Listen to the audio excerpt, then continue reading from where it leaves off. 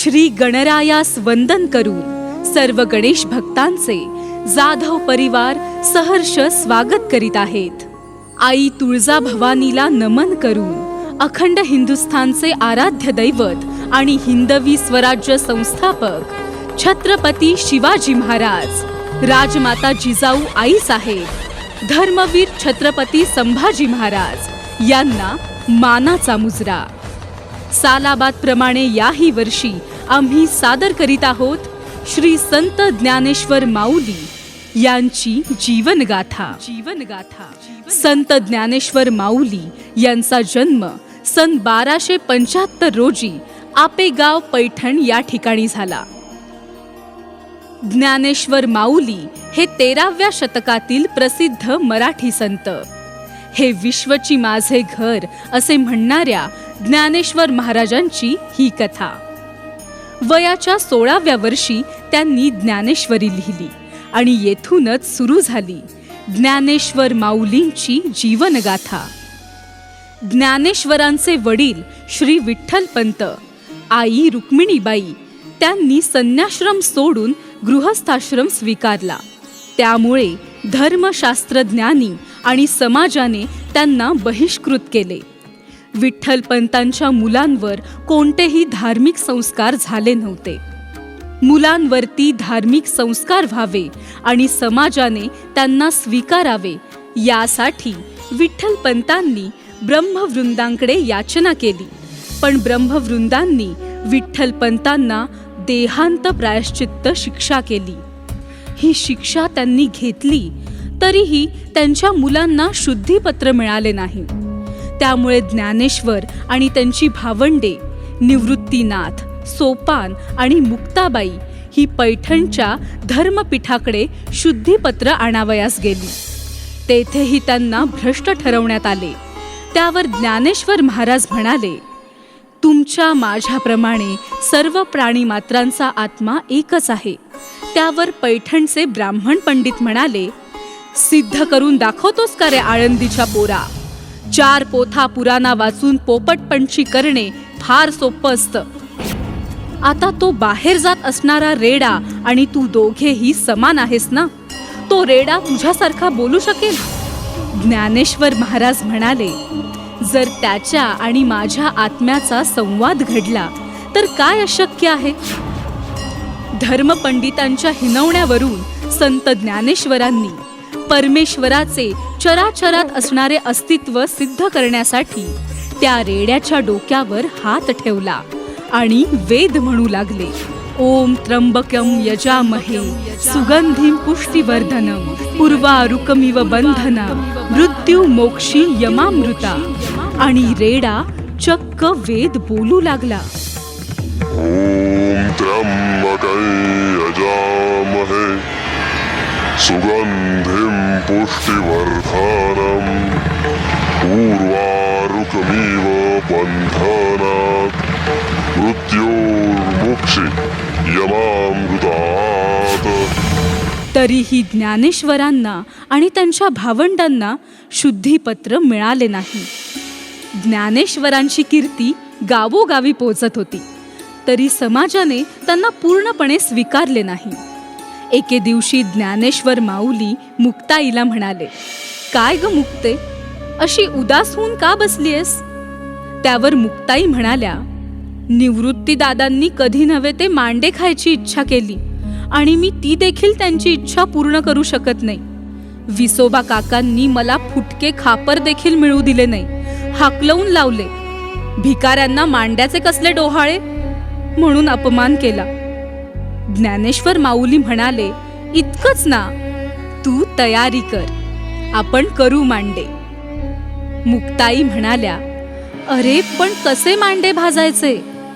ज्ञानेश्वर माऊली म्हणाले, तू तयारी तर कर. आणि ज्ञानेश्वर माऊली आपल्या गुडघ्यांवरती खाली बसले आणि पाहतो तर काय, त्यांची पाठ लाल भडक, अगदी तवा जसा लाल होतो तशी झाली होती. आणि त्यावरती मुक्ताईने मांडे भाजले. निवृत्तीनाथ म्हणाले, मुक्ते, मांडे अतिशय रुचकर झालेत. मुक्ताई म्हणाल्या, एवढा छान तवा मिळालाय म्हणून तर हे इतके रुचकर आहेत. त्यावर खिडकीमधून लपून बघत असणारे विसोबा काका हे त्यांच्या सोबत असणाऱ्या शास्त्री बुवांना म्हणाले, हे मी काय बघतोय, मुक्ता चक्क ज्ञानेश्वरांच्या पाठीवर मांडे भासतीये. खरोखरच हे चमत्कारिक आहे. लोक म्हणतात तशी ही मुले अवतारीच आहेत. त्याच काळात नारायण गावी चांगदेव महाराज हे अनेक सिद्धी प्राप्त केलेले योगी होते. 1400 वर्ष योग साधना आणि सिद्धी प्राप्त करूनही ते समाधानी नव्हते. लोकांच्या तोंडून त्यांना संत ज्ञानेश्वर यांची ख्याती ऐकायला आली.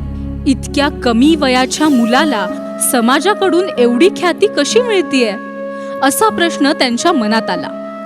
त्यांना ज्ञानेश्वरांप्रती मत्सर वाटायला लागला. एक दिवशी चांगदेवांना कुणी सांगितले की अलकापुरी येथे कोणी ज्ञानेश्वर म्हणून थोर व्यक्ती राहते. त्यांनी पैठणला रेड्यामुखी वेद वदवला. त्यांची बहीण मुक्ताई यांनी पाठीवरती मांडे भाजले असे चमत्कार केले आहेत. त्यावेळी त्यांची कीर्ती ऐकून त्यांनी ज्ञानेश्वरांना पत्र लिहिण्याचे ठरवले. परंतु जेव्हा त्यांनी पत्र लेखनाला सुरुवात केली तेव्हा पत्राची सुरुवात कशाने करावी हेच त्यांना सुचत नव्हते. ज्ञानेश्वरांना चिरंजीव म्हणावे की तीर्थरूप?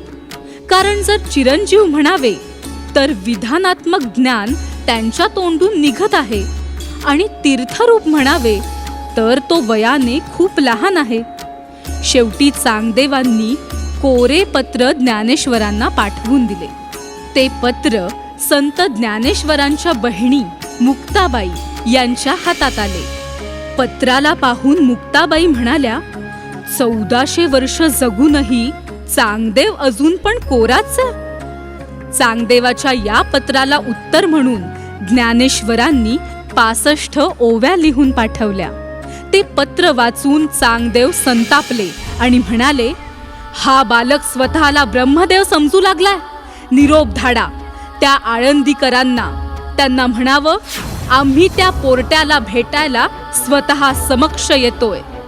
ही बातमी विसोबा काकांनी ज्ञानेश्वर महाराज आणि निवृत्ती महाराज यांना सांगितली की चांगदेव आपल्या भेटीला येत आहेत.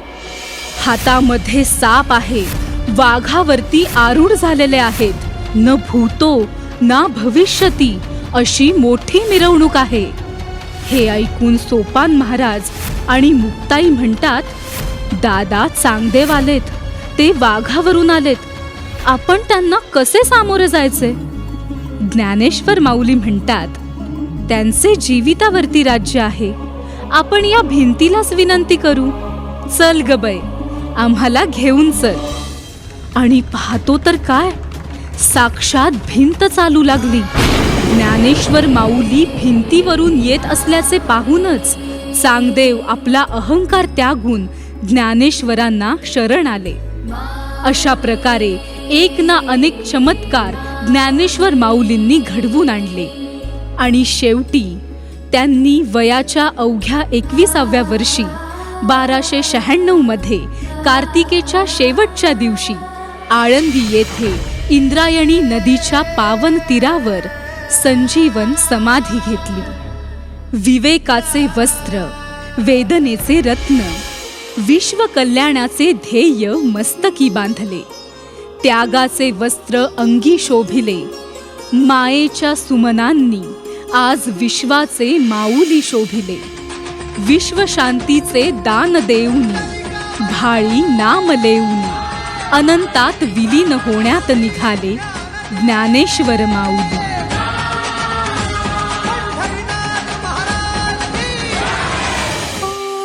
विश्वाचे ते अर्थ जेथे विसावले, विश्वाचे ते अर्थ जेथे विसावले, विश्वाचे ते अर्थ जेथे विसावले, ते हे तीर्थ झाले माऊलीचे.